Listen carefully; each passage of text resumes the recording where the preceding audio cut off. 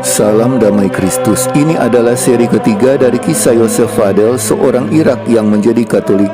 Fadel yang sembunyikan pertobatannya selama bertahun-tahun terbongkar rahasia ketika anak balitanya buat tanda salib. Keesokan harinya saat masih subuh, Fadel dibawa ke rumah orang tuanya dengan paksa. Saat memasuki ruang utama keluarga, dia langsung dipukuli oleh saudara laki-laki dan pamannya di hadapan ayahnya. Mereka sangat marah karena dia adalah seorang Katolik. Ibunya sendiri berteriak, "Bunuh dia dan buang mayatnya ke selokan." Meski tidak dibunuh pada kesempatan itu, Fadel dibawa oleh sepupunya ke salah satu penjara politik Saddam Hussein untuk disiksa karena Fadel tidak mau mengungkap nama orang-orang Kristen yang telah merusak dirinya sehingga berpindah keyakinan. Selama 3 bulan dia disiksa dengan kejam, tapi dia tidak berikan jawaban nama temannya yang telah membuat dia jadi Katolik. Fadel kehilangan hampir setengah berat badannya. Beberapa bulan kemudian Fadel dibebaskan, tapi pihak keluarga menempatkan salah satu saudara perempuannya untuk tinggal di rumah Fadel untuk mengawasinya. Akhirnya pada bulan April tahun 2000, Fadel bersama istri serta kedua anak mereka berhasil melarikan diri ke Yordania. Di negara ini mereka bisa mewujudkan mimpi mereka yang dirindukan untuk dibaptiskan dalam gereja Katolik. Dia mengambil nama John tetapi kemudian dikenal sebagai Yosef, sedangkan istrinya menjadi Maryam. Ketika keluarganya menyadari Fadel telah melarikan diri, mereka berusaha mencarinya dan akhirnya menemukannya di Yordania. Pada bulan Desember tahun itu, 4 saudara kandung dan seorang paman berhasil membujuknya ke tempat sepi. Setelah pertengkaran singkat, mereka menuntut agar dia murtad dari agama Katolik dan berusaha untuk melaksanakan fatwa yang menghukum mati seseorang karena meninggalkan agama lamanya.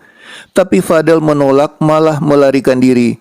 Dan keajaiban terjadi. Meski ditembak dari jarak dekat, peluru meleset darinya dan Fadel mendengar suara batin menyuruhnya lari.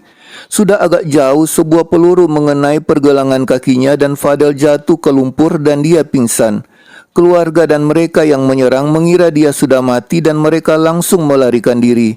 Fadel akhirnya dibawa oleh orang asing ke rumah sakit dan kemudian dirawat oleh dokter Kristen di rumahnya, tetapi otoritas gereja Katolik memerintahkan dia untuk meninggalkan Yordania agar tidak membahayakan komunitas Katolik setempat.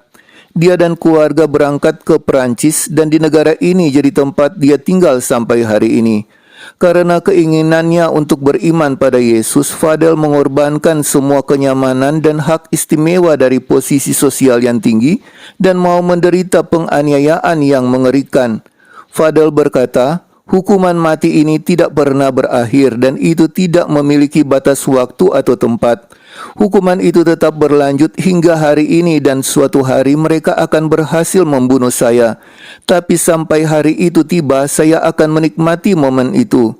Fadel selalu siap jika saatnya dia menjadi martir. Keyakinan akan keselamatan dalam Kristus tidak akan goyah sekalipun dia dianiaya atau dibunuh. Bagaimana kisah pertemuan dengan teman yang membuat dia menemukan keraguan pada iman lama dan tertarik pada Yesus? Ikuti seri selanjutnya dari pertobatan Yosef Fadel. Bagi saudara yang merasa terberkati dengan video ini, silakan bagikan kepada yang lainnya. Yang ingin berkomentar, dipersilahkan di kolom komentar.